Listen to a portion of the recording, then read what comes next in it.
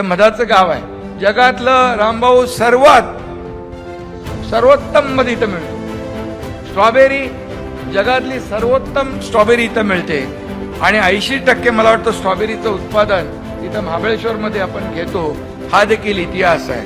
पुस्तकाचं गावही आहे आणि म्हणून आपला समृद्ध साहित्याचा ठेवा अनुभवायला देखील मिळतोय. इथं खऱ्या अर्थाने महाराष्ट्राच्या इतिहासाचे साक्ष देणारे गडकोट किल्ले आहे. गडकोट किल्ल्यांचं देखील प्रदर्शन पाहिलं आपण. साहसी खेळांच्या उपक्रमाचं आयोजन केलंय. हेलिकॉप्टर राईड आहे. ड्रोन शो आता मुख्यमंत्री महोदयांच्या समोर त्याचं प्रात्यक्षिक होईल. लेझर शो काल परवा बघितला. इथं बायोडायनामिक फार्मिंग शाळा पाहिली. हॅपी स्ट्रीटचा अनुभव पाहिला. कार्निवलचं तर मगाशी शंभूराजनी सांगितलं. फ्लोटिंग मार्केट देखील आहे डाल लेकच्या धर्तीवर.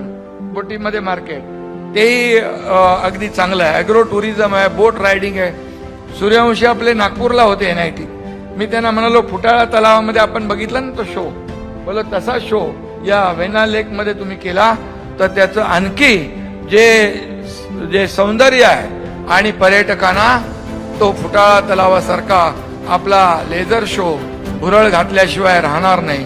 आणि म्हणून त्याचबरोबर लोकसंस्कृतीचा गजर देखील या ठिकाणी आपल्याला पाहायला मिळाला.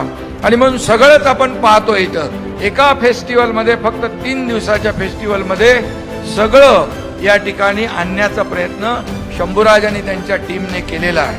आणि म्हणून ज्ञानेश्वरांच्या शब्दात सांगायचं तर जो जे वांछील तो ते लाहो अशी अनुभूती या फेस्टिवलला भेट दिल्यानंतर आपल्याला लाभते मिळते.